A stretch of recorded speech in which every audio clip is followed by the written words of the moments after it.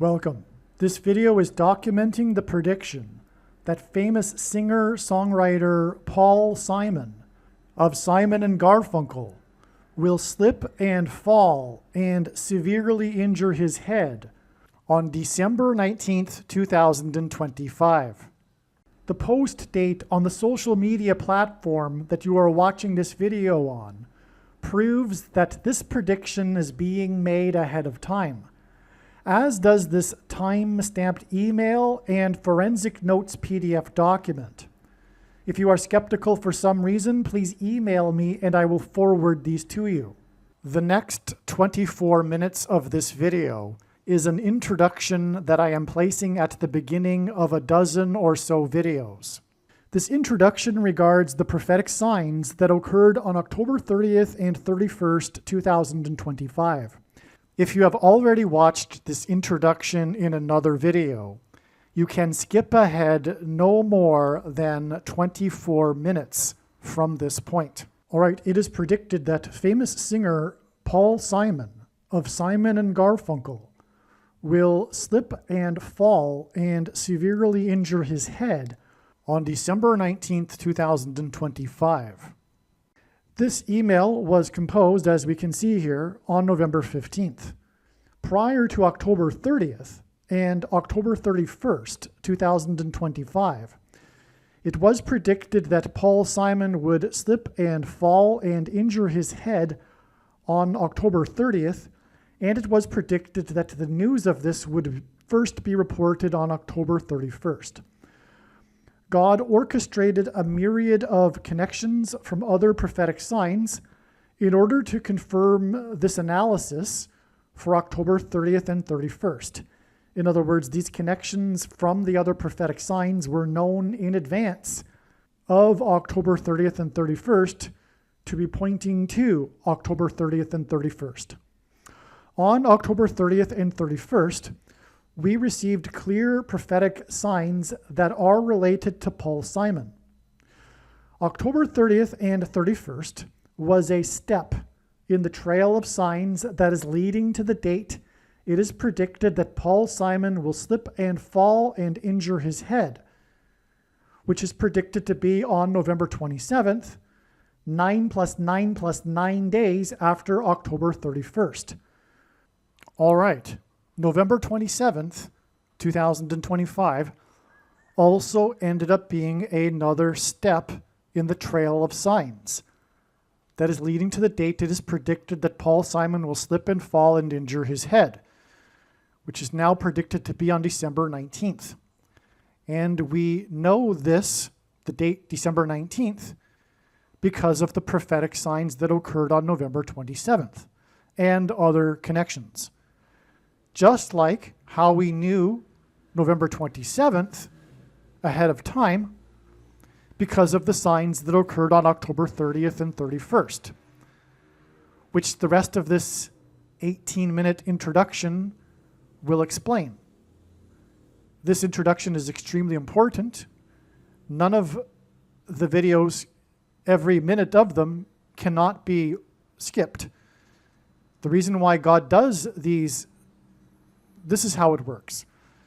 It works on the principle of interconnected signs. None of God's prophetic signs can be properly or fully understood without their context and connections with the other prophetic signs.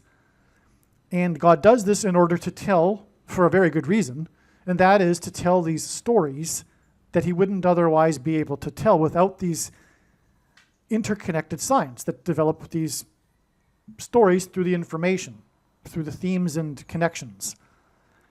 And it is through these stories that God is communicating extremely important information and knowledge that everyone needs to know. Now, it's not complicated if you don't want it to be. In other words, if you are a skeptic and you don't want this prediction to be true, fair enough. Well, not fair enough. You are a completely irrational person when the prediction comes to pass on December 19th. Okay, but I'm going to explain how it works. And in this introduction, we now have two steps that were known ahead of time. It's not complicated. October 30th and 31st, and then once these dates came to pass, we received the clear and relevant prophetic signs that ended up pointing to November 27th, as I mentioned, which was 9 plus 9 plus 9 days after October 31st. And I'll explain why that's extremely irrelevant. You will see. Stay with me.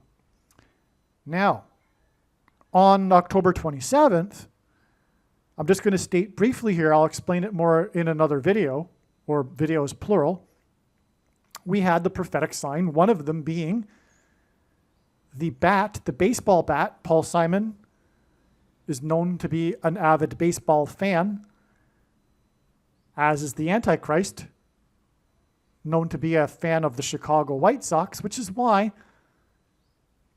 the fan of the Chicago White Sox, the first black president, who is the second of two Antichrists, was given as a gift a baseball bat from the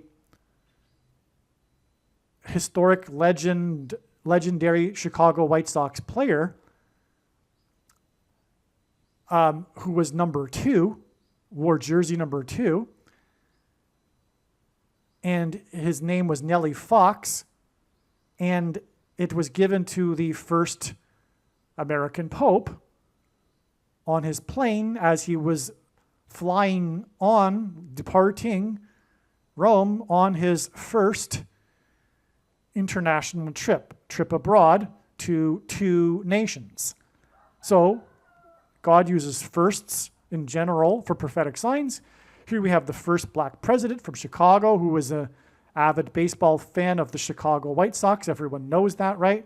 He threw out the first pitch in the playoffs. He famously wore his Chicago outfit when he threw the first pitch for the baseball team in Washington when he got booed for it. He also threw out the first pitch while wearing his Chicago stuff at the All-Star game after he became president. Okay, so he's Mr. Chicago White Sox, right? And anyway, he is also from Chicago, just like the first American Pope. And this number 2 bat was given to the Pope, the first American Pope, who is from Chicago, at the beginning of his 2-nation trip. So that gave us the number 22, which is a number that God uses in his signs to symbolize the mark of the Antichrist, which the Antichrist will enforce.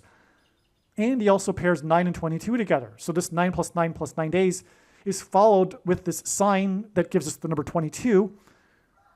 And it is 22 days from November 27th to December 19th, the date that is predicted that Paul Simon will fall and injure his head. And that's because the mark of the Antichrist will injure people's heads. And I should just, add why the number 22 symbolizes the mark of the Antichrist is because in the book of Ezekiel, chapter 9, the inverse of the mark of the Antichrist is described, and that would have been a Tav mark. The Tav letter in the Hebrew alphabet is the 22nd and last letter of the Hebrew alphabet, and the mark of the Antichrist is described in the last and 22nd book out of 22 books in the Bible that have a total of 22 chapters. Also, the mark of the Antichrist changes or alters a person's chromosomes, and chromosomes come in pairs of 2, and each chromosome has 2 arms, and so 2 and 2. And so that is enough for now. Like I said, I'll explain more about what happened on November 27th in another video. There's, of course, a lot more to this. I'm just saying this now just simply to establish how this works and how we get from October 30th and 31st, December 19th.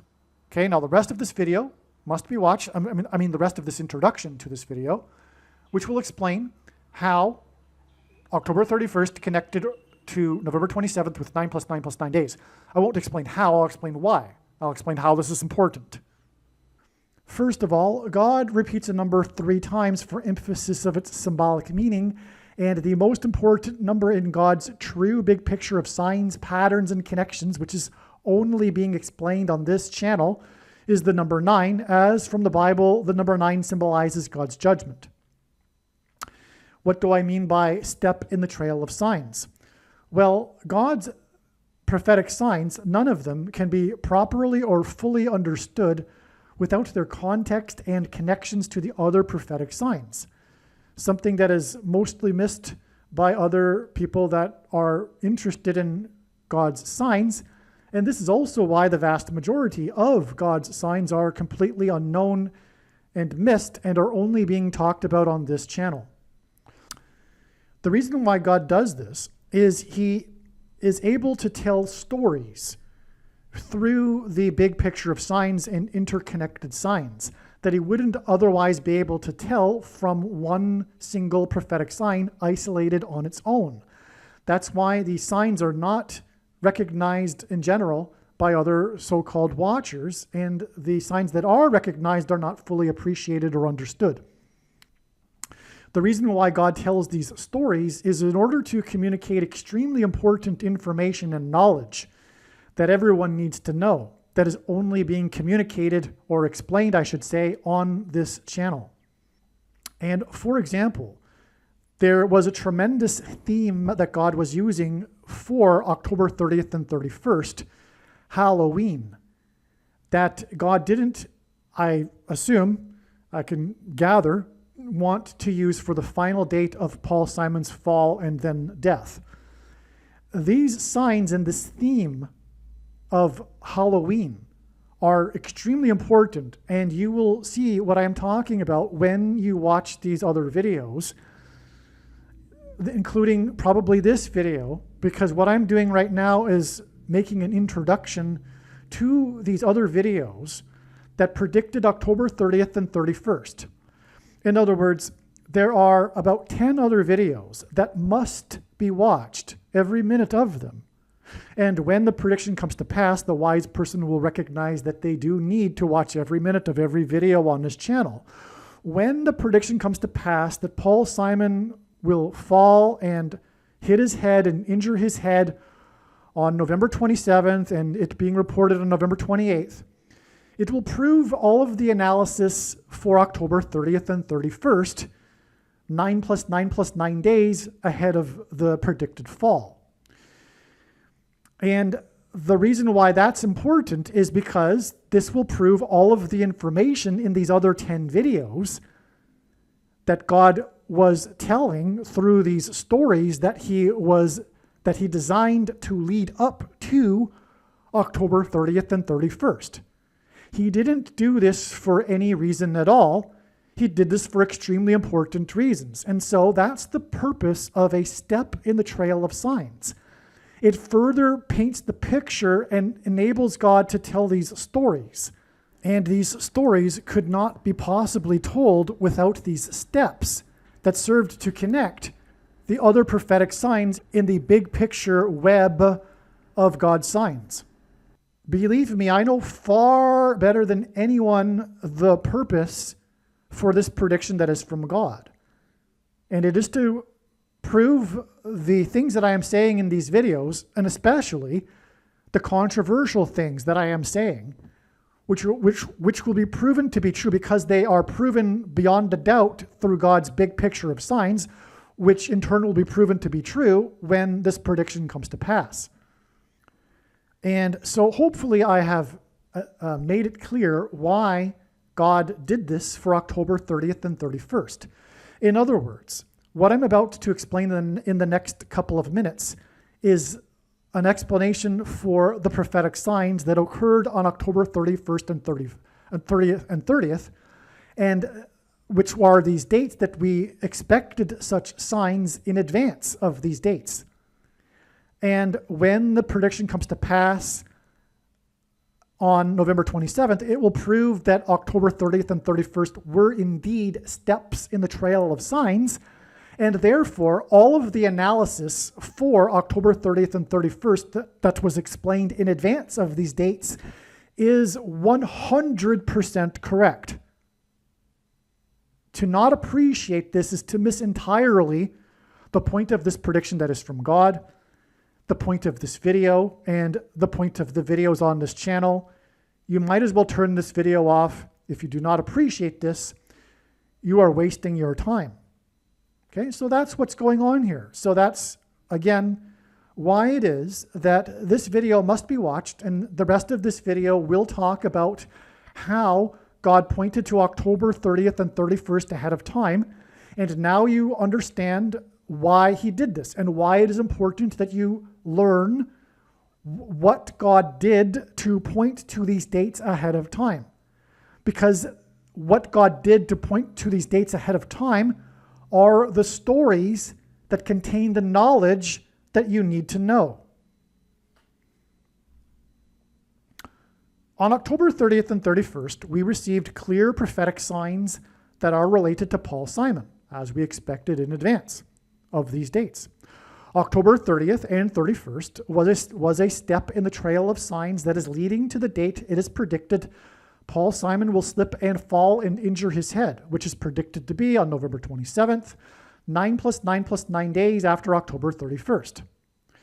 Elvis Presley famously covered Simon's Bridge Over Troubled Water song, and Presley died from the effects of his fall in his mansion when he hit his head on a porcelain bathtub.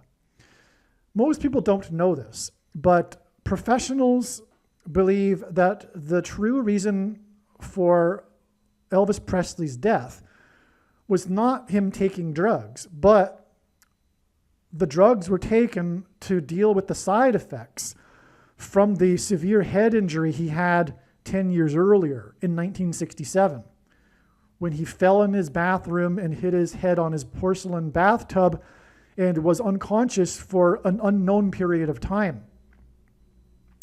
This, in turn, caused over the years increasingly severe autoimmune diseases as a result of the brain injury.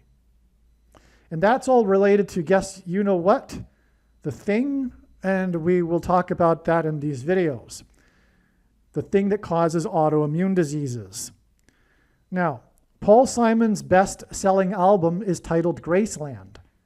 His song Graceland is about his journey with his young son to visit the King of Rock, Elvis Presley, the King of Rock and Roll's mansion, Graceland Mansion, in the 4x4th state.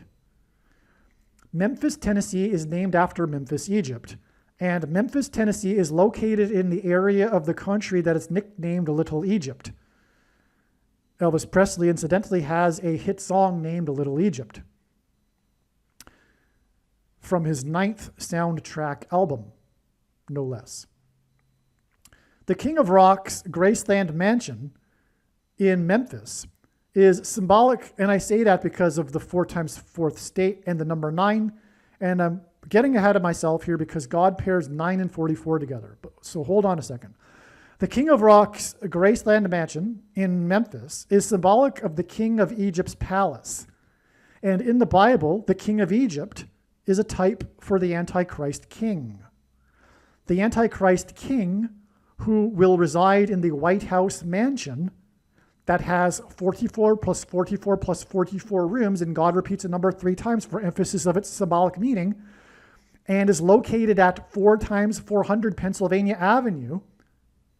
This Antichrist king is the 44th president, and he was inaugurated in the year 09. This is why in his big picture of signs, patterns, and connections, God pairs the numbers 9 and 44 together. On October 30th, King Charles, and by the way, in the Bible, the Israelites escaped the persecution from the King of the King of Egypt, and likewise the Pilgrims escaped the persecution from the King of England, which is King Charles. On October 30th, King Charles formally stripped, and Paul Simon sang about the Pilgrims in his song American Tune. On October 30th, King Charles, formally this date that we knew in advance to relate to Paul Simon, who God is using to point to the King of Rock and Roll. Okay, so on October 30th, King Charles formally stripped Prince Andrew of his royal titles. One of the main stories on October 31st, the following day, was the question of what would become of Prince Andrew's mansion. And also on this day, news broke that Prince Andrew had hired 40 prostitutes in 4 days while he was in the royal kingdom of Thailand. 40 prostitutes in 4 days hints at the number 44. In his signs, God pairs the numbers 23 and 44 to confirm his signs and connections. And by the way, this is how God's true big picture of signs, patterns, and connections works, which is only being explained on this channel. It works on the principle of second and third and multiple witnesses confirming a matter, as the Bible says is required, And this is what makes what is being explained on this channel true and not a product of one's imagination, and different and unique than everything else on the internet that claims to be an analysis of God's prophetic signs. And if we think about it, one simple way in which he would provide a second witness for us is through pairing certain numbers together, such as 9, 23, and 44. And I know these are the numbers because I have been studying his big picture of signs, patterns, and connections from morning until night for more than full-time hours for more than 7 years. Okay, and so the reason for 23 and 44 is because the 44th president was the basketball president who wore jersey number 23 in high school basketball. And also the thing alters a person's 23 pairs of chromosomes, the mark of the Antichrist. The 44th president is the Antichrist. So in his signs, God pairs the numbers 23 and 44 together to confirm his signs and connections. The news of Prince Andrew's 40 prostitutes in 4 days in the Royal Kingdom of Thailand was exactly 2 times 300 days after Prince William and Prince Harry visited the King of Rock's Graceland estate and mansion in the 4 times 4th state. And again, the news on this day was Prince Andrew's mansion. And exactly 2,300, or 2 times 300, I should say, days prior, the princes visited the king's Graceland mansion in the 4 times 4th state. That's a pairing of 23 and 44. Furthermore, it pairs with the 40 prostitutes in 4 days at the other end of this timeline.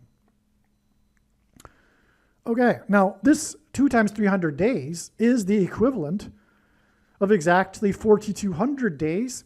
And in Bible prophecy, the period of the Antichrist king's rule is symbolized by 42 months. Also, on October 31st, Trump, God's trumpet for prophetic signs, trumpeted that he had renovated the Lincoln bathroom in the White House mansion that has 44 plus 44 plus 44 rooms and is located at 4 times 400 Pennsylvania Avenue. President Lincoln was the 4 times 4th president. Also on October 31st, Trump had an interview in his mansion in the 9 plus 9 plus 9th state, Florida, with CBS for the first time since his $4 times $4 million lawsuit with this news company. That's another pairing of 9 and 44. The 9 plus 9 plus 9th state and the $4 times $4 million lawsuit. These signs on October 31st that hinted at the number 44, again, the 40 prostitutes in 4 days, and the Lincoln bathroom named after the 4 times 4th president in the White House mansion, which has 44 plus 44 rooms and is located at 4 times 400 Pennsylvania Avenue. Okay, these signs on October 31st that hinted at the number 44, including the sign in Trump's mansion in the 9 plus 9 plus 9th state, are 9 plus 9 plus 9 days before Simon is predicted to slip and fall and injure his head in his house or mansion, if you will, on Thanksgiving on November 27th, 2025. The 4 times 4th president formally began the tradition of celebrating Thanksgiving on the 4th Thursday of the month of November. November is Latin for 9. The renovation of the bathroom in the White House mansion that is named after the 4 times 4th president hints at how Elvis died in his bathroom in his Graceland mansion from the effects of the fall that he had in his bathroom in his mansion years earlier. Likewise, Simon, who sang about the Graceland mansion, is predicted to slip and fall and injure his head and ultimately die from his head injury. Okay, I should also add that the Graceland mansion is in the 4 times 4th state. And so the renovation in the bathroom of the White House mansion that is named after the 4 times 4th president hints at how Elvis died in his bathroom in the Graceland mansion in the 4 times 4th state. from the effects of the fall he had in his bathroom in his mansion years earlier. Likewise, Simon, who sang about the Graceland mansion, is predicted to slip and fall and injure his head, like Elvis did, and ultimately die from his head injury. Also on October 31st, Trump, God's trumpet, trumpeted that the U.S. is considering conducting a military raid in support of the persecuted Christians in Nigeria, Africa. Simon's Graceland album was controversial because he visited South Africa during apartheid and he used South African musical influences in his songs on the album. One of the released singles from the album is Under African Skies. This video is documenting the prediction that famous singer-songwriter Paul Simon of Simon and Garfunkel will slip and fall and severely injure his head on October 30th, 2025. And the first news of this is predicted to be reported on October 31st, 2025. And it is predicted that Paul Simon will die on November 5th, 2025.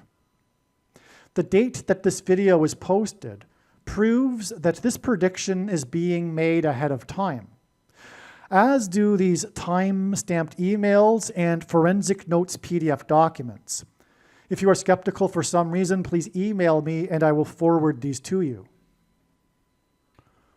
All right, welcome. This video is predicting that famous singer-songwriter Paul Simon of Simon and Garfunkel will slip and fall and severely injure his head on October 30th, 2025, and it's predicted that the first news of this will be reported on October 31st, 2025, the day after. I wanted to make this video to talk about the prophetic Game 3 of the World Series. It's amazing, and God will confirm that the information I'm about to present is true through the prediction for Paul Simon. Okay, it's relevant to Paul Simon because, for one thing, Paul Simon is known to be an avid baseball fan. But this video isn't about Paul Simon. It's about what God wants to communicate, and then through the prediction, prove that what I'm about to communicate is true. Okay, that's the purpose of the prediction. And I know far better than anyone the reason and purpose for this prediction that is from God. And I'm about to explain some truly profound things. So let's get started. And let's begin with what I wrote here. This Game 3, okay? We're talking about this Game 3 of the World Series this year between the Los Angeles Dodgers and Toronto Blue Jays. This Game 3 tied the record for most innings in a World Series game at 18, which is 6 plus 6 plus 6, which is the number of the Antichrist in Bible prophecy and the mark of the Antichrist. Okay, and this record, and God uses records for signs. So this record, most innings, 18 innings. So if you don't know baseball, a regular game has 9 innings. This 18-inning game was essentially 2 games. Okay, and if the score is tied at the end of 9 innings, at the end of a normal 9-inning game, the game goes into extra innings until one team takes the lead and wins the game, and then the game stops. So in other words, the game continued to be tied all the way up until the 18th inning. Okay? And so this is very interesting because the last time this happened, the other record-setting game that went to 18 innings was also a Game 3. Okay? And it was exactly 7 years ago. Well, it was in 2018. It wasn't the exact date. Well, then again, wait a second. Maybe it was. It was within one day of an exact 7 years. But regardless, it is 7 years in terms of prophecy here because it's game 3 to game 3. And also, this is extremely relevant because in the most central prophecy in the Bible, a period of 7 years is symbolic of the end times and the period of the Antichrist. And it is only symbolic for those that don't know that yet, which is like pretty much everyone, I think, that's interested in prophecy. Everyone still thinks that it's an exact 7 years. But when this prediction comes to pass, it'll prove that this is God's true big picture of signs, patterns, and connections, which is only being explained on this channel. And it overwhelmingly proves that this 7 years, and also, by the way, the 1,260 days, for those who know what I'm talking about, is only symbolic. Okay? And it already began. We are already inside the 7 years, which began symbolically on January 1st this year, which is why, incidentally, there was 7 plus 7 deaths in the 6 plus 6 plus 6th state in the attack in New Orleans with the truck. And then later in the day, another 7 were injured when the Tesla truck exploded in front of the Trump Hotel in Las Vegas, which is the 6 times 6th state. But that's just scratching the surface of how that's confirmation of the symbolic beginning of the 7 years. But I'm not going to get into that subject any more than I just have, except to say that that was also a Paul Simon sign because it was a Wednesday morning at 3 a.m. was the timing of the attack. And Paul Simon and Garfunkel's first album was Wednesday morning, 3 a.m. But for the relevance of all of that, I also explained countless other times in other videos. And also, when the prediction comes to pass, the wise person will recognize that they need to watch every minute of every video on this channel. Okay, that's why I won't repeat everything every time. So, we have these two record-setting games. But the thing about them, too, is that they were both played in Los Angeles. And there are 2 baseball teams in Los Angeles, but they were both played in the Los Angeles Dodgers Stadium, exactly 7 years apart. And that's because God is using Los Angeles to hint at fallen angels, which is, of course, relevant to the end times in the book of Revelation, which is essentially a time in which the demonic realm collides with the earthly realm. Okay, so now what's also a parallel is that both of the games were won after 18 innings with a walk-off home run in the bottom of the 18th by Los Angeles. A walk-off home run is when a player hits a home run to end the game. Okay, it means that the game is over because the game doesn't need to continue anymore. The team has just won in the bottom of the inning of the last inning of the game. In this case, it was the 18th inning. Okay, so both games were won in dramatic home run fashion. Okay, both were walk-off home runs, and they were solo home runs as well, both of them. 7 years apart, and both in Los Angeles. Both record-setting 18 innings, okay? And that's because, as I'm explaining here, which is why I wanted to make this video, because it's giving me an opportunity to explain at least a small part of the extremely prophetic 2018 World Series, which I made a video about afterwards back then, but that's long lost. So this information is not on the internet anymore, and I'm not even going to explain it all, but at least I get to explain some of it. So the hero of and I'll explain why the 2018 World Series was particularly extremely prophetic. And so here we go. So the hero of the 2018 World Series, the player that hit the home run to end the game, was player number 13. And the hero this year that hit the home run to end the game after an exhausting 18 innings was player number 5. 13 plus 5 equals 18. And again, the game went to 18 innings in both years. And the first of these 2 instances was in the year 2018. And again, 18 is 6 plus 6 plus 6, which is the prophetic significance here. The name of the hero of this year is Freeman.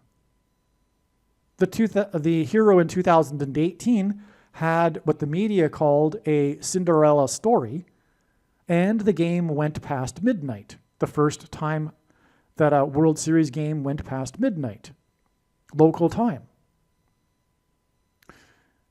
All right, and that's saying something too, because the game starts early because it's on the West Coast and it's a World Series game, so it has to start early so the East Coast audience can watch the game.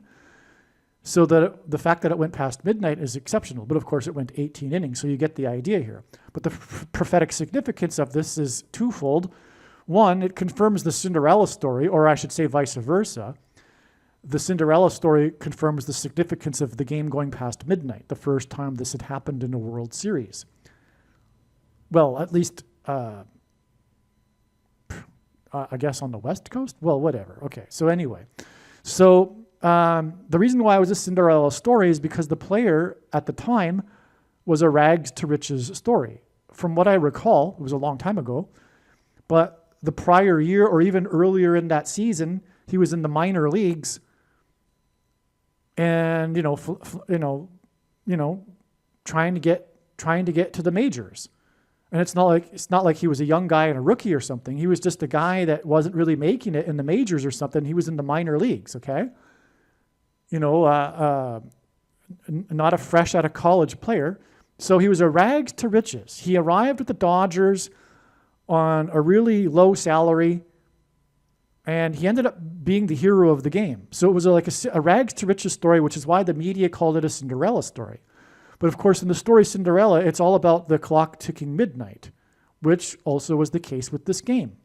But the reason for that is because of, in the Bible, Jesus speaking about the midnight cry at the time of the rapture.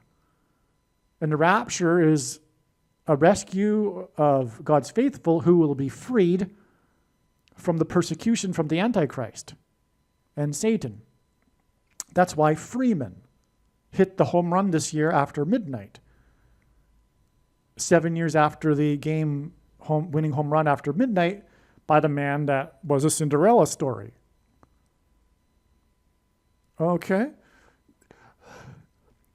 The faithful of God's will be rescued from the mark of the Antichrist, which is symbolized by 666 in Bible prophecy, and will be rescued from fallen angels, as in Los Angeles. And then they will celebrate victory in heaven. And so that's what happened after these 2 game-winning home runs. The home stadium erupted into a celebration with their victory, especially after the long, exhausting 18 innings. It was quite the celebration, as you could imagine, if they were still not too tired to celebrate. Okay.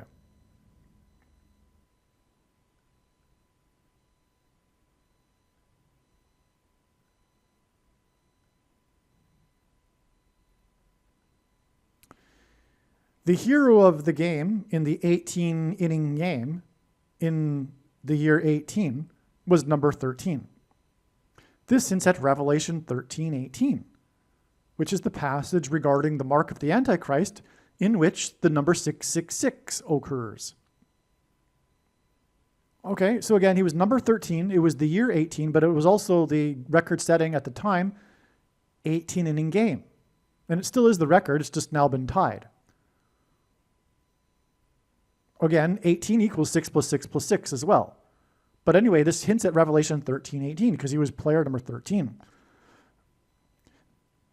And the reason why this hints at Revelation 13 is because of what I mentioned and explained, the Cinderella story and the game going past midnight. And then the midnight cry. Well, actually, the cry went out in the stadium once he hit the home run.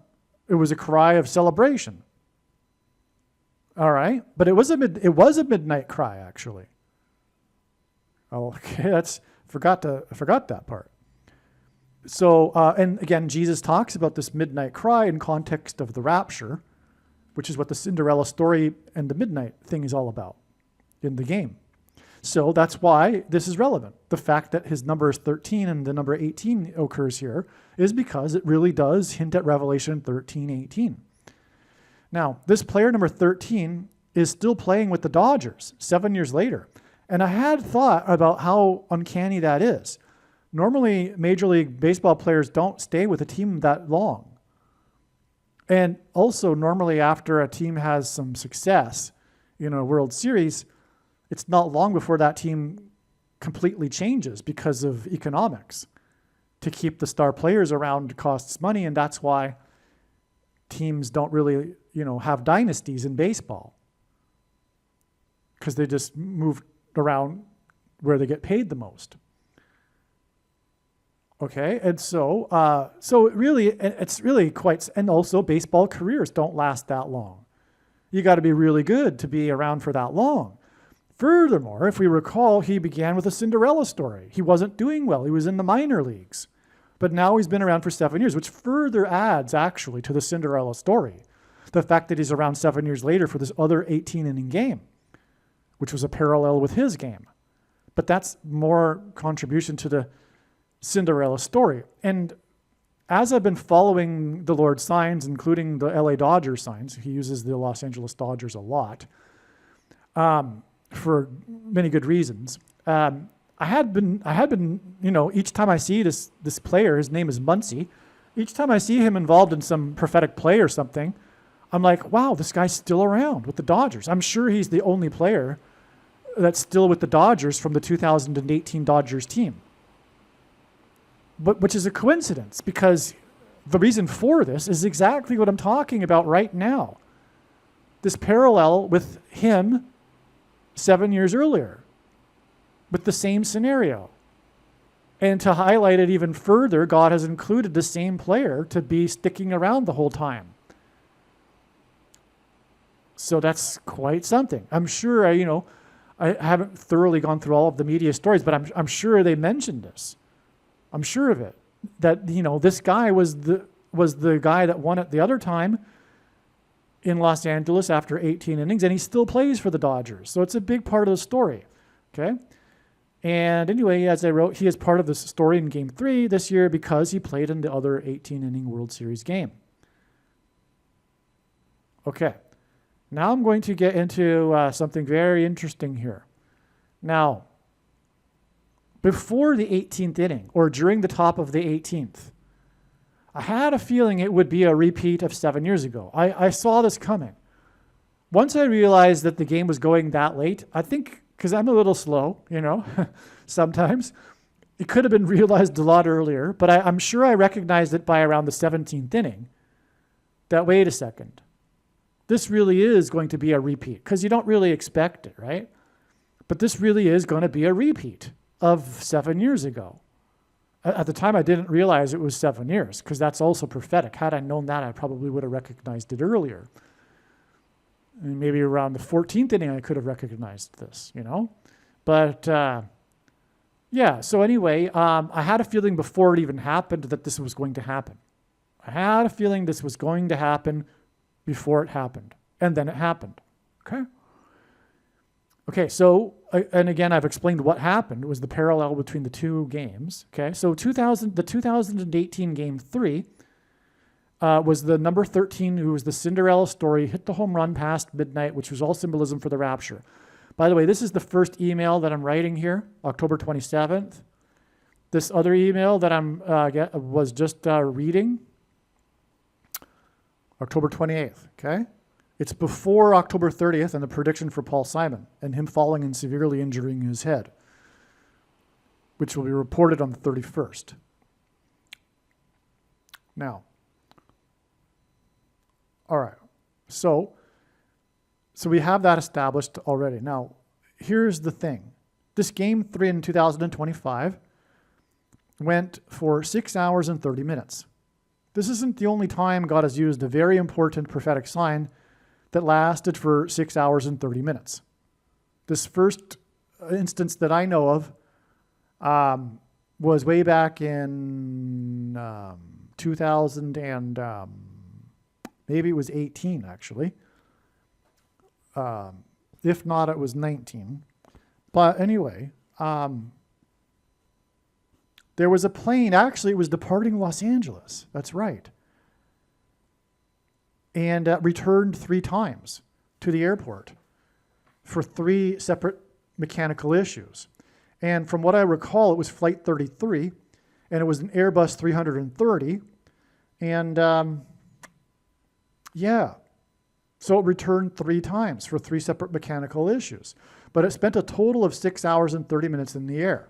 The passengers on the plane were, of course, frustrated, and then they finally had to deboard the plane after 6 hours and 30 minutes. But that's because it's equivalent to 390 minutes, which is the word in the Greek concordance for return, which is why they returned 3 times.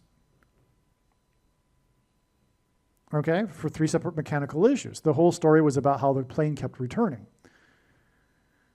Okay, so there was more to that story. The name of the plane, because it was Hawaiian Airlines, and they name all of their planes, and the name of the plane was after, I think, the star Sirius, which is the brightest star in the sky, but in the Hawaiian name for that star, which is the star that symbolizes the Messiah. But that's what we're getting at, because this instance of the word that is in the Greek concordance for return in Greek was used by the Apostle James when he quoted Amos 9:11, which regards the return of the Lord to rebuild his temple. So anyway, that's not the only instance of the 6 hours and 30 minutes being the sign. The amount of time is the sign itself, and it equaling 390 minutes, okay?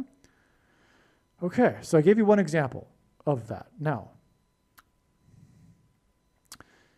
we're talking about the Lord's return, which is, of course, what the signs are for, revealing the timing of the Lord.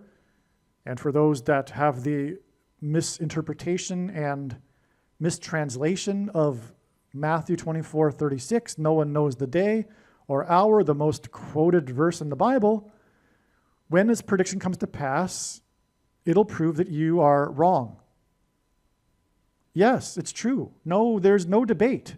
There's no arguing. There's no discussion at all, period. End of discussion. You're wrong.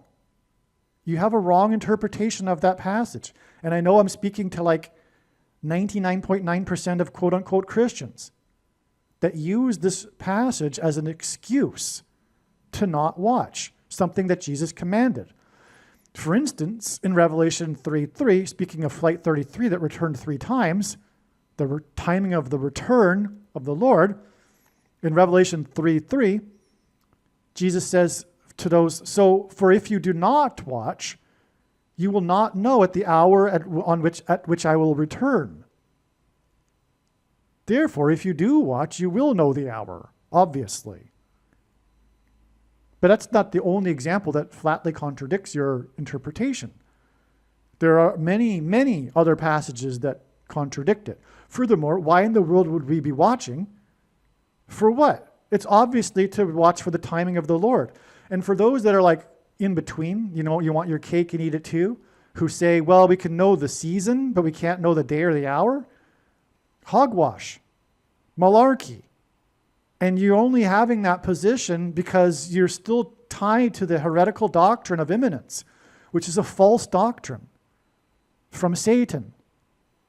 The doctrine of imminence is false. There's so many contradictions. So I don't want to get into that. I don't want to make this video about theology or doctrine.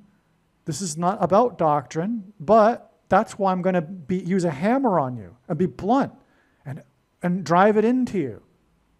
When the prediction comes to pass, it'll prove what I'm saying is true.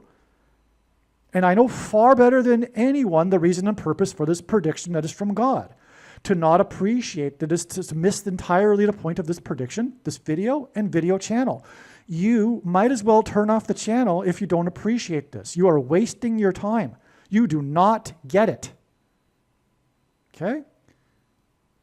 This prediction is not for you to go, oh, cool, neat. You were able to know this ahead of time. That's pretty interesting.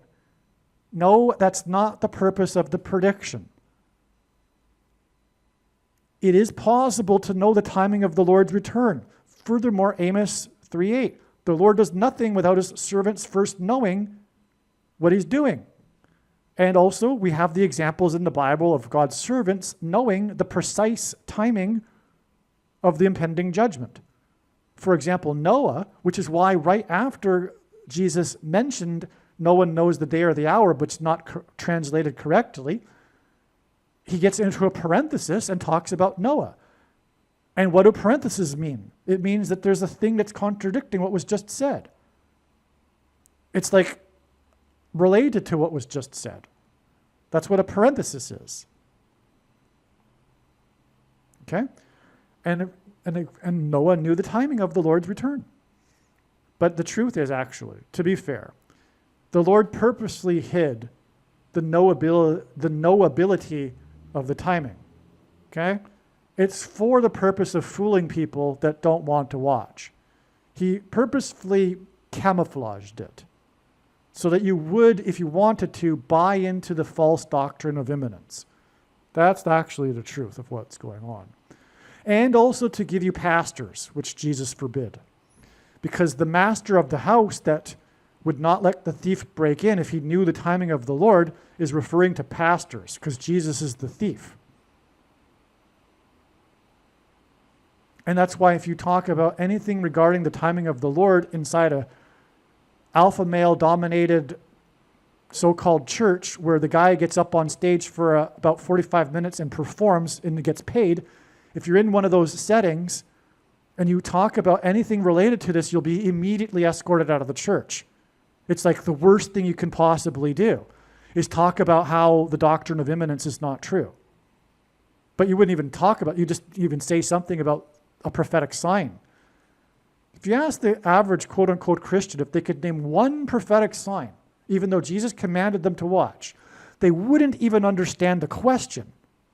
They would be like, what are you talking about? That's how lost they are. They are the sleeping bridesmaids, which Jesus warned, and in that passage, incidentally, he commands to watch. The sleeping bridesmaids were not watching. They didn't know the timing of the Lord. They didn't have enough oil because of it, which is the case with a lot of quote-unquote Christians. Now, the 5 that were sleeping and did make it, they weren't watching either, but they had enough Holy Spirit, which is symbolized by oil. So none of the 10 bridesmaids were watching, but some made it anyway, which is going to happen with the rapture. There'll be people that have no idea about any kind of prophetic signs that will make the rapture. And according to the parable, it's 50%, but I suspect it could very well be far less than that of quote-unquote Christians, far less than that. It's just a metaphor. But at least 50%, you could say. I'm sure it's probably more, but that's just my opinion. Are not going to make the rapture. And it's because they're sleeping. And it's because of the false doctrine of imminence.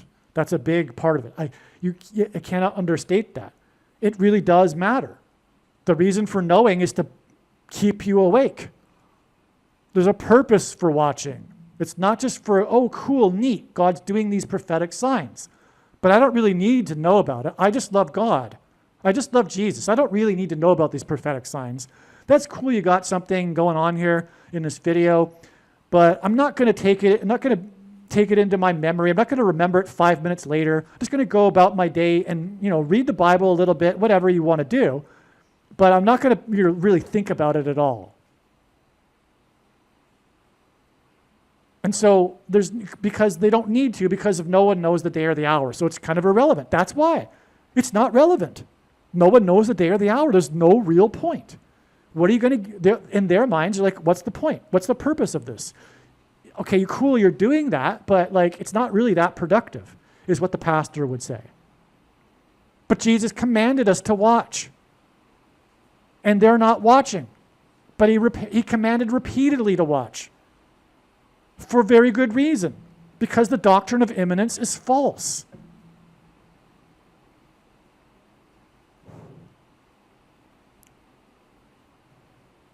Anyway, when you ask them for the one prophetic sign, they don't even recognize the obvious one, which is the Star of Bethlehem.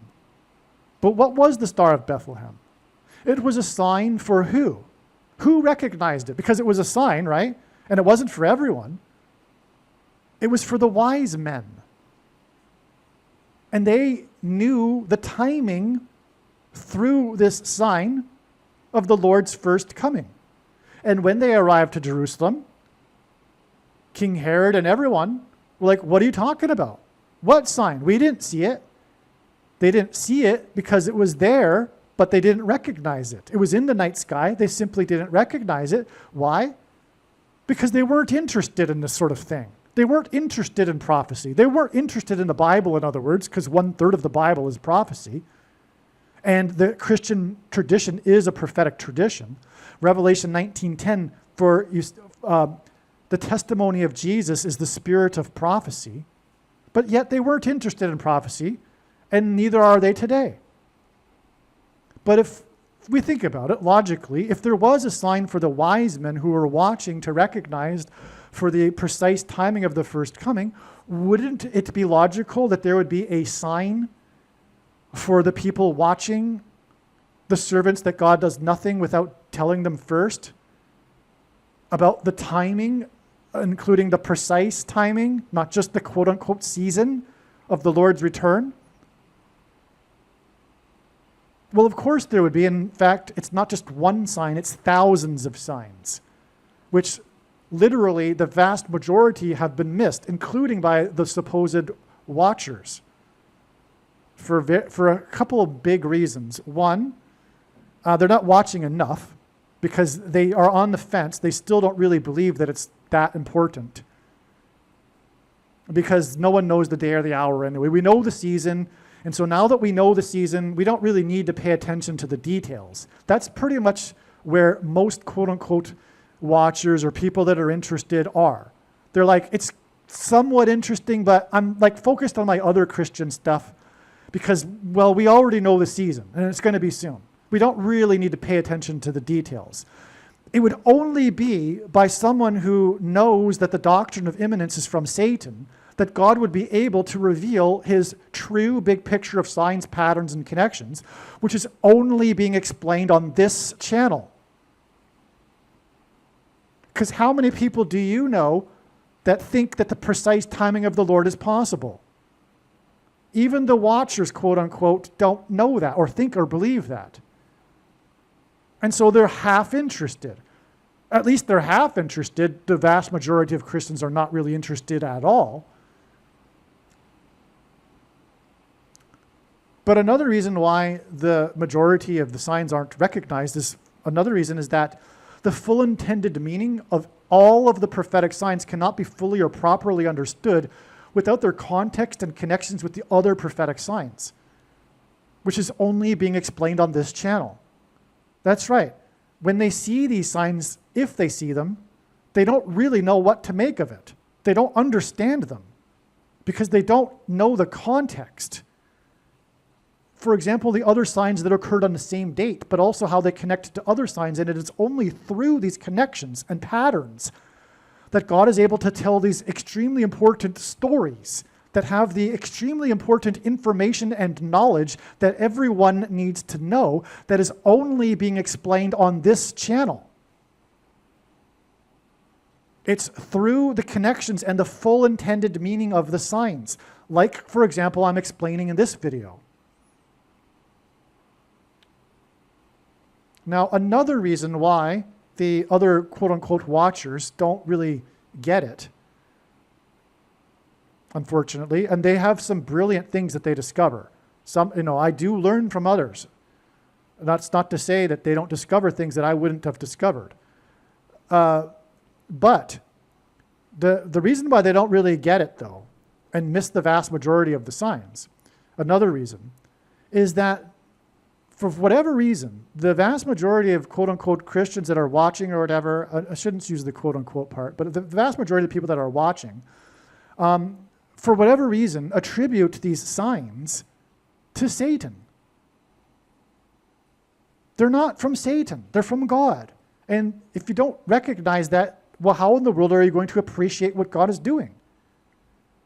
This is a thing that gets a lot of people. And I find that the people that are misguided on this are generally have the conspiratorial mindset. It's good to recognize that there are conspiracies, and there certainly are, and Satan is behind them, etc. But they go overboard. There's rational reasoning and conspiracy fact. Anyway, I just find that in general, they have an excessive amount of conspiracy theory infused with their Christianity. It's like a mix, because conspiracy theory has become a religion. And so they're like mixing the conspiracy theory religion with Christianity, which is the thing that God hates the most. The mixing of false religion with true religion. It's the thing that the Jews were chastised for repeatedly and then ultimately exiled, for mixing with the pagan religions of their neighbors. Well, in our modern culture, we have what you might call the rise of a new religion, which is this conspiracy theory religion. Some of them are Christians and some of them aren't. And they both are part of this movement, which tells you something that it isn't Christian. But these people are, in general, I find a lot of the watchers, that, especially the ones that attribute the Lord's signs to the devil, are also part of the other false religion of conspiracy theory. How Satanists are behind all of these things. Like, they would actually say, in fact, if they were to try to explain what I'm explaining in this video, they wouldn't be able to. Not these particular signs. But if they were to try to explain something similar, they would attempt in some way to explain, to say, purport that they're the result of Satan and Satanists. They would say, for example, all sports are rigged, and the guy that hit the winning home run was part of the Satanist conspiracy, etc. I mean, it's just ridiculous, which is why they're not able to watch properly, and God can't use these people. So the guy that God is going to reveal his true big picture of signs, patterns, and connections to, one, doesn't subscribe to the false heretical doctrine of imminence, and is not the extreme conspiracy theorist. Otherwise, those other people can't be used. They're used for useful things. Don't get me wrong. I've learned some things from other people, the ones that are, for example, like excessively into conspiracy theory and attribute God's signs to Satan. But there's no way that they're really going to get the big picture and understand things. And that's why what's being explained is only, the big picture of signs anyway, is only being explained on this channel. All right, so I got off subject, but I got that out there. And I got it into a video that will have a prediction for Paul Simon, and so theoretically it should be watched by many people, and hopefully this will help many people that are, for example, attributing God's signs to Satan and are therefore not able to really recognize what's going on. Now, what we had here again was this 390-minute game. Okay, and it wasn't exactly 6 hours and 30 minutes, but media articles did say it was 6 hours and 30 minutes. It was actually, from what I read, 6 hours and 39 minutes, but that's enough to make it 6 hours and 30 minutes, okay? Now, the reason why all this is important is because of this, speaking of the timing of the Lord, the age of fishing for men, which began with 13 disciples, 12 plus Jesus. I know there were more, but this is just symbolism, okay, for God's purposes. So there was 13, which began symbolically the beginning of the age of fishing for men. Now, Jesus' last miracle, in which 153 fish were caught in the net, was symbolic of the end of the age of fishing for men. Just for example, the text says that the fish were caught, I think it was 200 cubits from shore, which was symbolic of the 2,000 years, which is itself only symbolism. Okay? And it was his last miracle, so it symbolizes the end of the age of fishing for men. It was 153, one of 3 unusually specific numbers in the Bible. This number is very prophetic. I could talk, probably 10 to 20 minutes about this number. But anyway, 13 times 153, in other words, the beginning of the age times the end of the age of fishing for men, gives us 1989. That's why in 1989, I'm jumping ahead now, in Game 3, we had the extremely prophetic World Series earthquake, when, by coincidence, the two teams in the San Francisco Bay Area from cities that are connected with a bridge were present when this earthquake hit right at the beginning of the game, right at the beginning of the broadcast, which in itself was prophetic. I've made lots of videos about all of this. It's extremely important. When James Earl Jones read a poem about baseball being a homecoming by the recently deceased commissioner of baseball, who and on, okay? I almost went off on a tangent. I mean, like, I could talk to you literally for over an hour about the 1989 World Series earthquake. Now, but it was by coincidence, okay? Now that these two teams were playing at that time. So in other words, also, the whole world watched this earthquake live and the reactions in the stadium and all of this and the broadcasters. And what it did, though, one of the more well-known incidents of destruction it incurred was the collapse of the Bay Bridge that connected the two cities, which was symbolic of the bridge that is between man and God, Jesus. The earthquake struck just 10 miles outside of Santa Cruz, California, in the Santa Cruz Mountains, and Santa Cruz is Spanish for Holy Cross, as in the bridge. Now, there's lots more to that, like I'm saying. Now, so the thing is the reason why that occurred in 1989 is exactly what I'm saying. Because when asked by the disciples for the signs of his return, Jesus replied with earthquake signs. Well, this is the ultimate earthquake sign in the league of 9/11. And it is like 9/11 in the sense that it's a coincidence that more people didn't die. In other words, it was designed by God out of God's mercy. Because because the earthquake occurred during rush hour, but because the two teams from the Bay Area were in the World Series, no one was on the highway. They were all in front of TV sets. And as a result, not that many people died.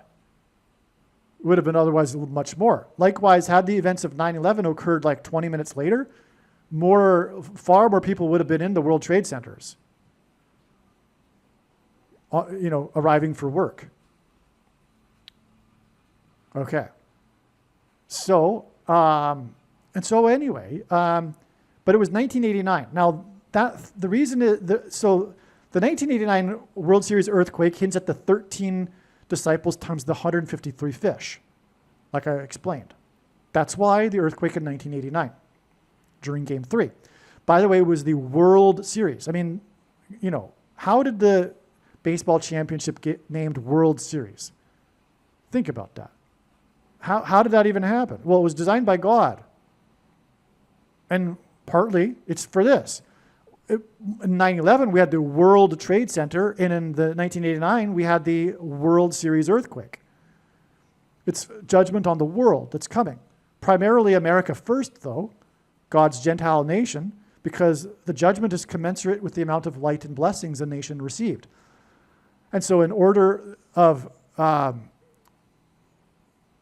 in the order of God's interest in terms of judgment, first is America, and next are the English-speaking countries, and after that are other West European countries, and then after that are other nominal Christian countries, like Catholic countries, which aren't really Christian, but kind of. But anyway, okay. So we have the 1989 years, and we have the 1989 World Series earthquake. Well, Jesus began his ministry in 29 AD, and we know that from the Gospel of Luke. It's not a controversy. It's not a speculation. Okay? It says right in the Gospel that Jesus' ministry began in the 15th year of Tiberius, and we know from history that Tiberius began his reign in 14 AD. So 14 plus 15 is 29 AD. Now, that's why when we add 1989 to 29 AD, we get 2018. That's why the 2018 World Series was so extremely prophetic. It was symbolic of the end of the age of fishing for men, because it was 1989 years after 29 AD. And 1989 is why the earthquake occurred in the world during the World Series 29 years before 2018. In other words, this Game 3, the Cinderella story and the rapture sign in Game 3 in 2018 that I've already explained, was the 29th anniversary of the 1989 World Series earthquake, which was also in California, by the way. All three of these Game 3s we are talking about in this video are all in California.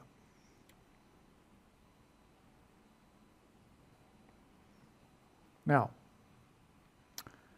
okay, so that's why, now, there were so many parallels also with the 1989 World Series. For example, the 2018 World Series opened with James Taylor singing the national anthem in Boston. Well, the opening of the broadcast of Game 3, the ABC network played the song Hello, Old Friend by James Taylor, which was itself symbolism or a hint at, because it came right after James Earl Jones read the poem about baseball being a homecoming. And the homecoming, of course, is referring to Jesus, the second coming. That's why the song after that was Hello, Old Friend by James Taylor, which is why the 2018 World Series 29 years later began with James Taylor.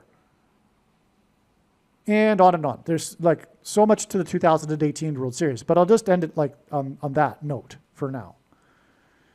Okay, and again, 2018 was 29 years after the 1989 Game 3 World Series earthquake, because Jesus' ministry began in 29 AD and began with 13 disciples, and 13 times 153 is 1989 years, which gets us to 2018. Now, in Bible prophecy, in the most central prophecy, is a symbolic 7 years. And this year was 7 years. And this Game 3 was 7 years after the Game 3 in 2018. And both of them, as I just explained, had these parallels with the 18 innings and all of that, and the home run that ended the game, etc. Okay? All right, now, so the 1989 Game 3 was also exactly 36 years before this Game 3 in 2025. The number 36 hints at 666, the number of the Antichrist. The 7 years period symbolizes the Antichrist, but also this 36 years period symbolizes the Antichrist, because 36 hints at 3 sixes, but it's also 6 times 6, and also 2 times 18, which is 6 plus 6 plus 6.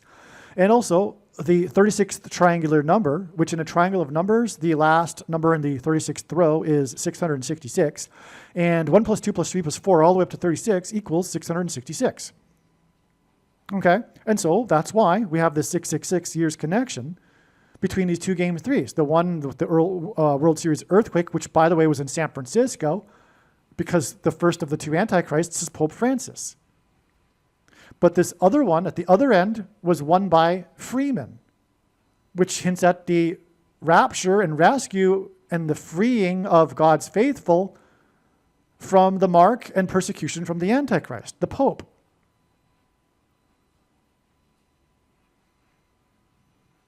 And again, it all is about the mark of the Antichrist, because number 13 hit the winning home run and the 18 inning game in the year 18 because of Revelation 13:18, which is about 666. Because that's where the number occurs, Revelation 13:18. By the way, it says to calculate the number of the man. Well, how do you calculate the number of the man? Well, through his name. And it also says, the prophecy says, it's for those who are wise. And therefore, those who are unwise will not be able to get this. But those who are wise will find it very simple and straightforward and obvious. The title of the Pope in the medieval days, including on a very famous, well-known decree that began the Catholic Church, well, a significant one regarding the Catholic Church, the Pope's title, and it's on his staff and his crown, Vicarius Filii Dei, which is Latin for Vicar of the Son of God, because the Pope claims to be the representative of God, which is blasphemy. But the Vicar of the Son of God in Latin, Vicarius Filii Dei, is in Roman letters. Well, we use the Roman alphabet. English uses the Roman alphabet. But this is in Latin, in other words, the Roman language. And in the and Vicarius Filii Dei is equal to, in Roman numerals, which are letters, 666, 666. That's what the equivalent numeric value of Vicarius Filii Dei adds up to. Now, the reason why the wise don't get this, or the unwise don't get this, or they'll say, "Oh, that's interesting," and I always thought maybe that there was something with the Catholic Church, and maybe the Pope could be the Antichrist. They're still not wise enough to get it. But the wise will get it because the wise understand that the Pope is always going to be the Antichrist. Not only is it clear from Old Testament prophecy, for example, Daniel chapter 9, the prince who is to come is of the people who would come and destroy the city and the sanctuary. Well, who destroyed the city and the sanctuary? The Romans. And the first emperor was the first pope. The first pope was an emperor. And, but anyway, there wouldn't have been a Protestant Reformation without the knowledge that the Pope is the Antichrist. But we've lost that wisdom, and today people are unwise. And they don't recognize that Catholicism, I'm talking about other non-Catholics, they don't recognize that Catholicism isn't Christianity. It's not a legitimate denomination of Christianity. It's man-made religion on top of the Bible, the thing that God hates the most. As again, the Jews did this, they mixed their true religion with the pagan religion of their neighbors, which is what Catholics do. Because when Rome converted in 313 AD, which is why, by the way, Pope Francis was elected on the date 313 in the year 13, when Rome converted, it didn't do away with its pagan traditions. It just repackaged them to make it look like Christianity.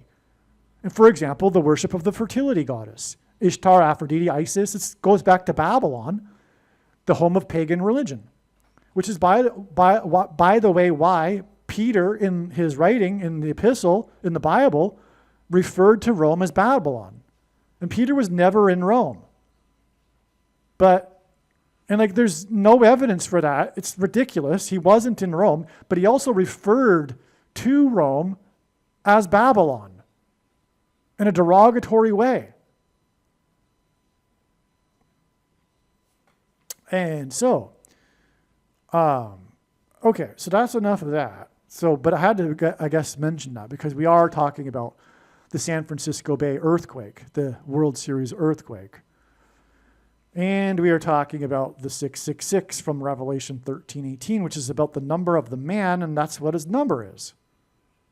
I'll just give you a little image to help you see that. 1 second. Okay, so you can see here, the Pope's title that's on his crown and his staff. The staff, by the way, it's another carryover of pagan religion, because the priests of Dagon had the same morbid, crooked staff that the Pope has, and on and on. So Vicarius Filii Dei, okay, 666 is what it equals to. Actually, I may have confused the staff with the mitre hat. The Vicarius Filii Dei title is on the hat, which also is from the priests of Dagon. Because when you look at the weird looking Pope hat, if you look at it from the side, it's a fish head, and it's even got the two tails from the back. That's the fish tails, but the side of the hat is a fish head, because the pagans back in the day worshipped the fish god Dagon. Why did they worship the fish god, by the way? Well, that's related to how they worshipped fertility, and vaginas are in the shape of a fish. So there's this other coincidence involving this game. The coincidence is the famous country music singer Brad Paisley performed the national anthem before the game, which, by the way, does hint at the coincidence of James Taylor back in the 2018 World Series that I already explained. But anyway, we have Brad Paisley doing the national anthem before the beginning of this Game 3.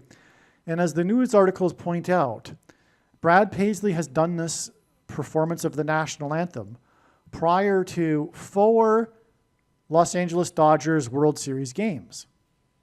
Okay? In each case, the game went into extra innings, including the one 7 years earlier, when it went to 18 innings. Not only was the player number 13 involved in both of these games 7 years apart, these 2 18-inning games in the World Series, the record setting, but Brad Paisley, in both cases, sang the national anthem before the game. But he also did it 2 other times, and in both of those other cases, the games also went into extra innings. And by the way, it's not common for a game to go into extra innings. The game has to be tied after 9 innings, and that's not common. But that's why it's a huge coincidence here. And as far as I know, I think the articles mentioned that these are the only times, and no, I'm sure of it. These are the only times that Brad Paisley has performed prior to a World Series game. And in each case, the game went into extra innings. Okay, so now the article talks about the luck of Brad Paisley. It's just that you have to wait. You have to wait a long time for the game to end, but when Paisley sings, the Dodgers are more likely to win. And that's because 3 out of the 4 times the Dodgers won. This is pointing to Paul Simon. This is amazing. Because as I've explained countless other times in other videos, Paul Simon is pointing to the Hebrew idiom, or rather Paul Simon as a prophetic sign, is pointing to the Hebrew idiom in the book of Amos for 3 transgressions and for 4, which means the tolerable limit of transgressions has been exceeded, and now judgment and destruction are unavoidable, which is what Paul Simon's death will symbolize. Okay, Paul Simon began the period of grace and opportunity to repent and turn back to God after the warning on 9/11, and he opened the broadcast, as in the opening of the game by Brad Paisley. Simon opened the broadcast, that just came to me, but that's also extremely relevant here, of the Saturday Night Live broadcast right after 9/11, 4 days after 9/11. His 4th album with Garfunkel is Bookends. It contains the hit song America, and Paul Simon's death will be the other bookend to the period that America was given after the warning of judgment and destruction. Since that time, America hasn't returned to God. It has raced exponentially even further away. Okay, and so now, that's amazing because, yeah, Paul Simon opened the broadcast. That's why Brad Paisley opened the World Series here game. And 3 out of the 4 times for 3 transgressions and for 4. Now, how does Paul Simon point to 3 transgressions and for 4? This Hebrew idiom. Well, he's Jewish, but also his first album with Garfunkel is Wednesday Morning, 3 a.m. That's the title of the album. That album contains Sound of Silence. And in Revelation 8:1, a sound of silence is observed in heaven before the 7 trumpets of judgment on the world, which is why Paul Simon's most recent album is 7 Psalms and is hit late in the evening, a name in which also hints at the late hour for repenting and coming back to God, heavily uses trumpets and is known for doing so. And so the judgment begins, in other words, after Simon's death, because it will point to Revelation 8:1, because of his song Sound of Silence that launched his career. That's followed in Bible prophecy by the judgments for 3 transgressions and for 4. So the album for 3 transgressions and for 4 hints at 3 and 4 because Wednesday is the 4th day of the week. And in ancient Israel, the 3 a.m. was the beginning of the 4th watch for 3 transgressions and for 4 in the book of Amos, in the 1st chapter, which has 15 verses, which is why Paul Simon's prophetic dream, in which a voice instructed him to make his most recent album, 7 Psalms, and to name it 7 Psalms, occurred on the date 115, as in Amos chapter 1 with 15 verses, in which the Hebrew idiom for 3 transgressions and for 4 is repeated. The first agent to sign Simon and Garfunkel before their first album was Wally Amos, who lured them into his office through a gift of cookies. And then Wally Amos went on to found the biggest cookie company in history, Famous Amos Cookies, which is assigned by God to confirm the significance of Wally Amos, or Famous Amos, which points to the famous prophet Amos.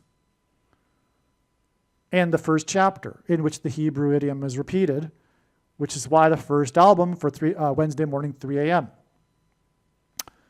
So, we have this Paisley opening of the game, which points to Simon opening the broadcast of Saturday Night Live 4 days after 9/11. And this Paisley game, Game 3, is 4 days before it's predicted that news will be reported of Simon's fall and severe injury of his head. That's for 3 transgressions and for 4, Game 3. But also Paisley has performed 4 World Series games. And like I said, the Dodgers won 3 of them. So Paisley, this was his 4th World Series game that he performed at, is 4 days before the death of the news of Paul Simon's fall. Now, it's predicted that Paul Simon will actually fall 3 days later on the 30th, but the news will be reported on the 31st. That's why the LA Dodgers won 3 of the 4 games. When we add the 3, we get to October 30th.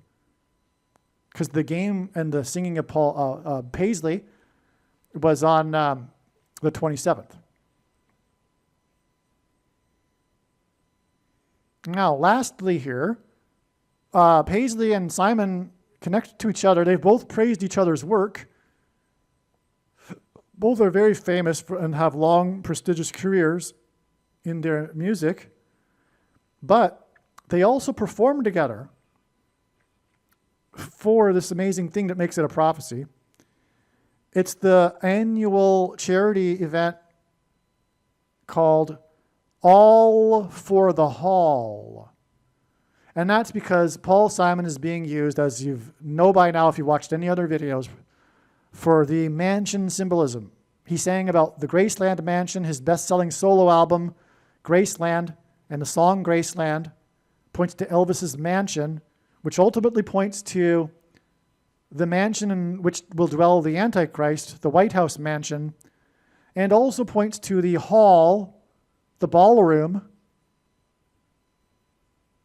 in the movie The Shining, because Paul Simon famously dated Shelley Duvall, whom he met on the movie set while filming the movie Annie Hall. And Diane Keaton, the star of the movie, her maiden name is Hall, which is where Woody Allen got the name Annie Hall from. But Simon famously broke up with Shelley Duvall, which also rhymes with Hall, at the airport before she got onto a plane to the UK to film the movie The Shining, which is about a demonically possessed large hotel, as in mansion symbolism, and is also specifically about a strange, demonically possessed ballroom, as in a hall. Now, there are these coincidences in the movie The Shining that are from God, not from Kubrick. Those that don't know God and don't think that God would do these things, etc., don't know how to properly understand what I'm about to talk about. Because there are a lot of people that are familiar with this coincidence, which is that the number 42 is contained within the movie. For example, in the movie, the boy Danny and the mother, Shelley Duvall, are watching a movie called Summer of 42, which was a big movie in 1971 that was nominated for 4 Academy Awards. The reason for why I emphasize 4 is because the demons will cross over into the earthly realm as described in the book of Revelation chapter 9 once the door is opened with the key.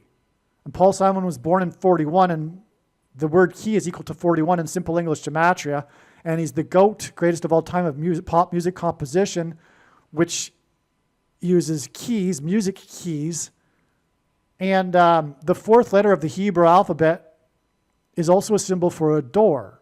That's why the number 4 with Paul Simon signs. That's why he performed 4 days after 9/11, because of Revelation 9/11 that symbolizes the demons coming through the door. Okay? Now,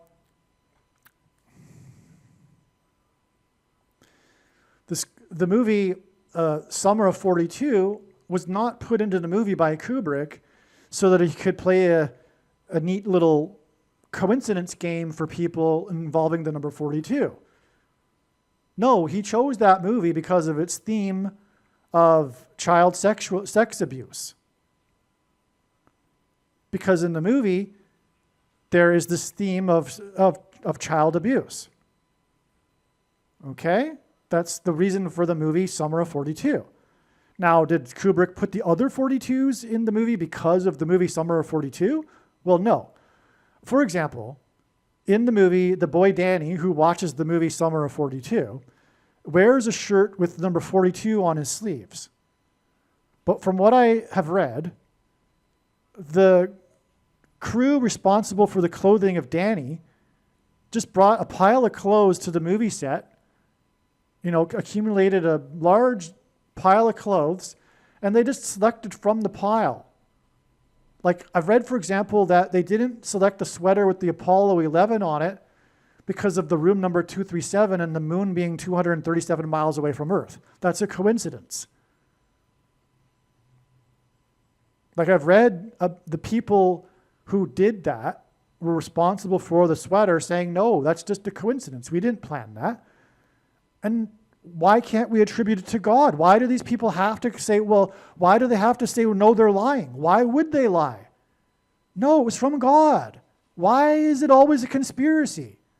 The Satanists are doing it. Give it a rest. It's from God. Okay? Now also, the room 237, when we times the numbers, 2 times 3 times 7 equals 42. And the room 237 is not because it equals 42. I've read about the history about that, and the hotel had, the Kubrick originally wanted to have the room 137, but the hotel objected because they had a 137 in the hotel, but they didn't have a 237. And in retrospect, they should have, because it would have brought the hotel more fame. But they were reluctant. They were uneasy about the idea of having this, horror room named after one of the rooms in their hotel. So Kubrick changed it from 137 to 237. It's not because it times the 40. It makes it. It's not because of an equation equals 42. Also, at the beginning of the movie, we have a image of the hotel from the outside, and people have counted the number of cars in the parking lot, 42. That's not by Kubrick. That's just a coincidence. And how do we know that? Because the other examples clearly aren't. Okay, so if the other examples clearly aren't designed by Kubrick, then why would the 42 cars be? Okay? So, it's from God. Now, why is this from God? Now, even if Kubrick did do the 42s, it's still from God. It's not necessary. I mean, God could have used Kubrick to play a little game with 42, but that's not what happened. God made it even more spectacular than that by not including Kubrick in on it. But even if Kubrick was in on it, doesn't change anything. Just makes it a little bit less spectacular. But what it all points to is the hall in the Mansion Hotel that was used by the Nazis to officially formulate the final solution for the Jews. The bloody murder, as in Red Rum in the movie The Shining, another thing from God. The bloody murder of the final solution is the reason for the 42, because of the conference in the hall, in the mansion that is a hotel, or was a hotel, I don't know if it still is, that the Nazis used, which, by the way, was used because the hotel is an overlook of the lake, and the name of the hotel in the movie is the Overlook Hotel, another coincidence by God to point to the Holocaust and the final solution of the Jews. But what's that all about? Well, that's in itself a hint at Bible prophecy, which talks about the Antichrist, whom Hitler is a type for, who will persecute true Christians and Jews in the final days when there will be another Holocaust, a genocide, a politicide of the political left, of their arch enemies, true conservatives and true Christians. And I say true because there will be many quote-unquote Christians that are on the wrong side. And even, supposed conservatives too. But that's the reason for all of this. Now, what's all this really going on here too is that the Graceland song about the mansion, which now we know points to the Holocaust through the movie The Shining, a movie about demonic possession. And that's why, again, Annie Hall and Shelley Duvall and the performance here with Simon and Paisley, in which they riffed with each other and I believe sang Homeward Bound together at this concert. It's called All for the Hall. That's amazing. All for the Hall. And I just learned this today, and I realize, and I say that with emphasis in my voice because I've known for a long time that God is using Paul Simon for hall symbolism because of The Shining and now the Ballroom Hall, but also the mansion, the Graceland Mansion and the White House Mansion. But in the last couple of weeks, it's come to the realization that this is not only about The Shining, which has been known for a long time, Paul Simon and the movie The Shining through Shelley Duvall, but the Ballroom Hall specifically, which, by the way, is the reason for the recent stories about Trump's ballroom at the White House. Okay? But so we have also it all pointing back to the hall that was used by the Nazis for the final solution. Now, it's all about the demonic possession of people through brainwaves, which is why Paul Simon will injure his head. It'll point to this. The first lyric, the symbolic beginning of the song of Graceland, and by the way, centuries ago, before the invention of titles, believe it or not, there was a time when that was prior to the invention of titles. Literary and music compositions, literary documents were titled by the first line of the piece or the composition. It's called an incipit. The incipit for the song Graceland is the Mississippi, and by the way, the most famous incipit of history is "It was a dark and stormy night," which, by the way, God has used for a prophetic sign in the past. That's how I know all of this. It was a dark and stormy night. The cliche, right? That's because it was the most famous incipit. Well, the incipit of the song Graceland is the Mississippi Delta was shining like a national guitar. It was a dark and stormy night. The Mississippi Delta was shining like a national guitar. Well, what's happening here is that music is frequencies, and people after they take the mark of the Antichrist and have the components that are in it inside them that migrate to their brains, will then come together and make a sort of transistor that will receive 5G frequencies. That's why all of this is described in the fifth of 7 trumpets in Bible prophecy. The 5G frequencies will trigger the transistors, and that will engender delta brainwaves, which will facilitate demonic possession. And so that's why the Mississippi Delta was shining like a national guitar.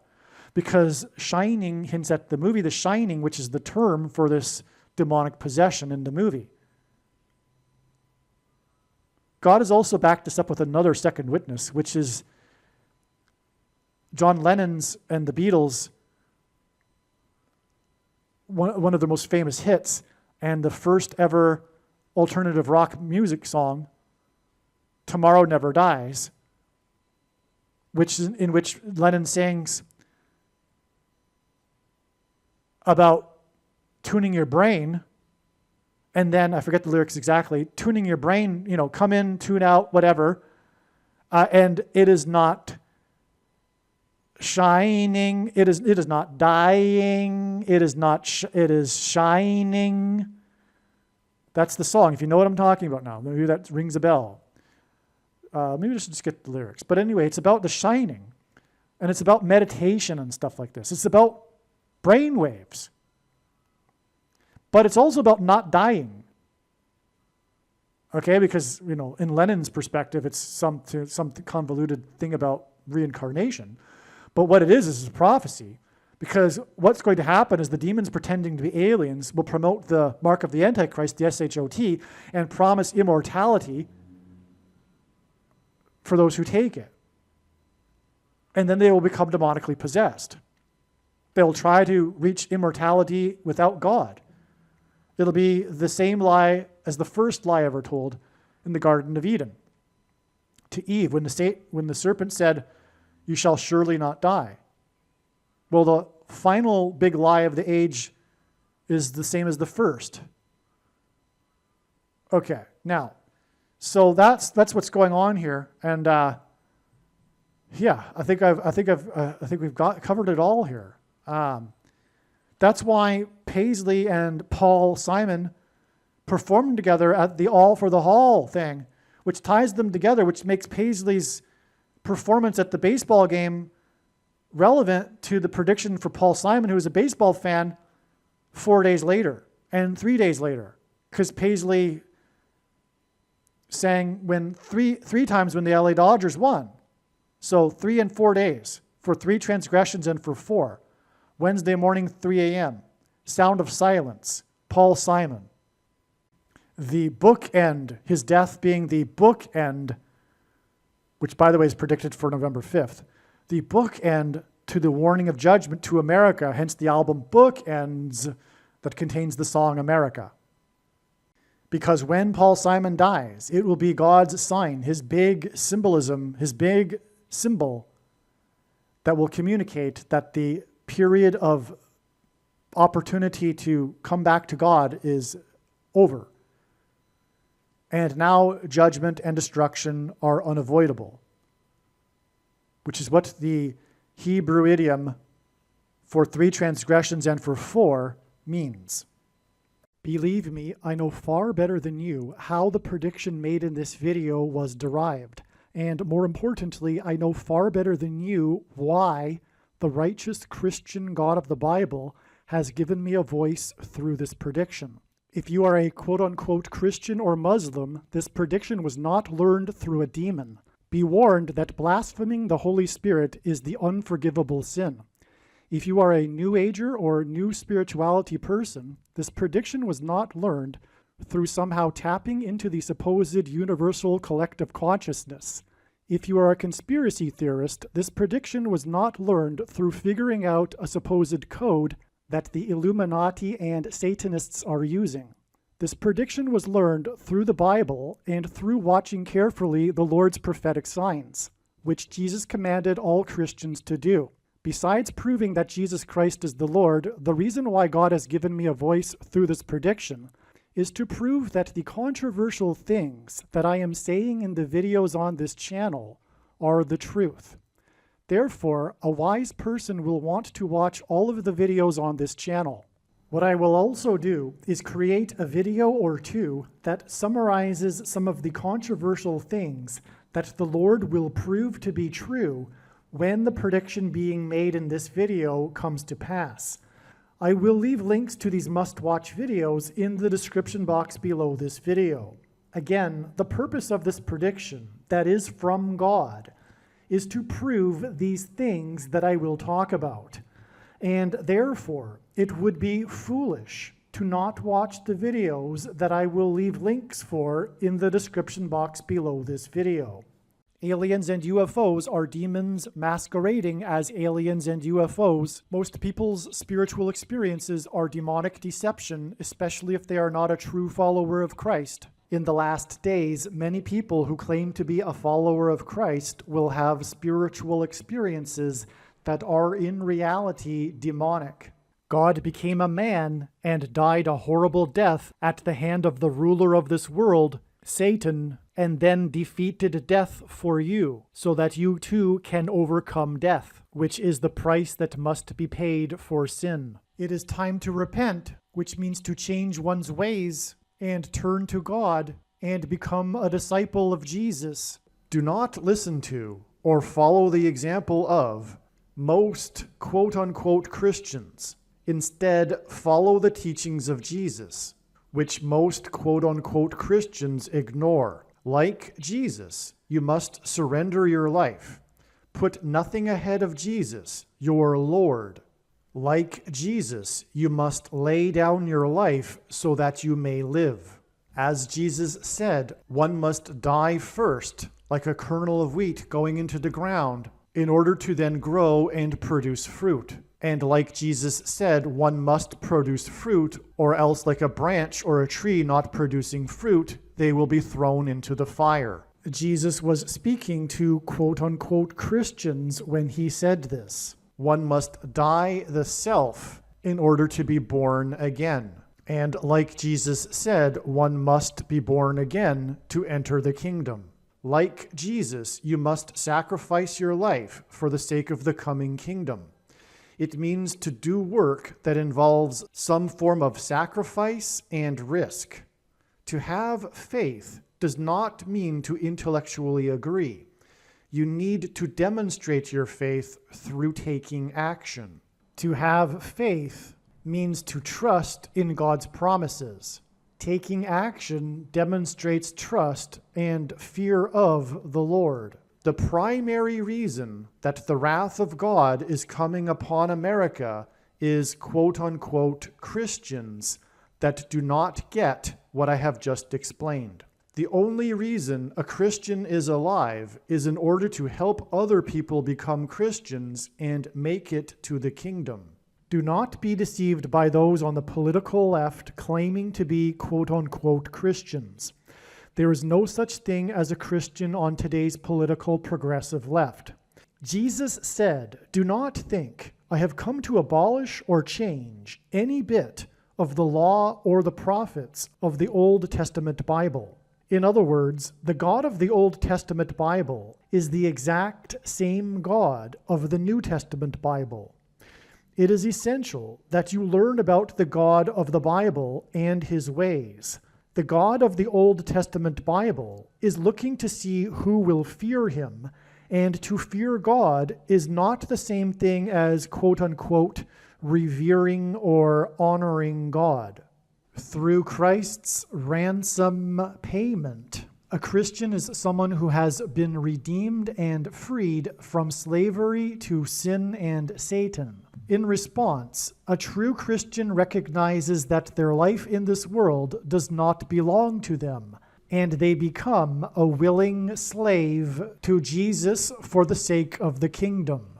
Please leave a like and upvote the video, and once this prediction has come to pass, share this video with everyone you know, and more, don't stop sharing it everywhere in social media. And don't only put the link to this video or another video on this channel in comments sections of places you typically visit, but importantly, put the link to the video in places you never visit, where people who don't think like you visit. If you are a quote-unquote Christian, nothing in terms of an evangelism tool compares to this video with its prediction.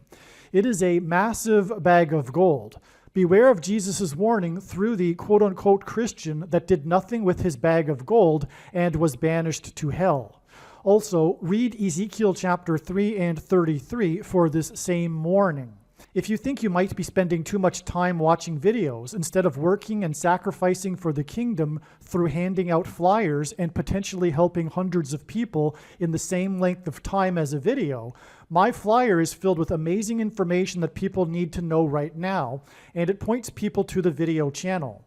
Now is not the time to be handing out typical evangelical tracts that are largely based in error anyway, such as, quote, Jesus loves you, unquote, for example. You can hand out the flyer on busy street corners, put them on car windshields in busy parking lots, and put them in mailboxes. Just send the file to your local print shop.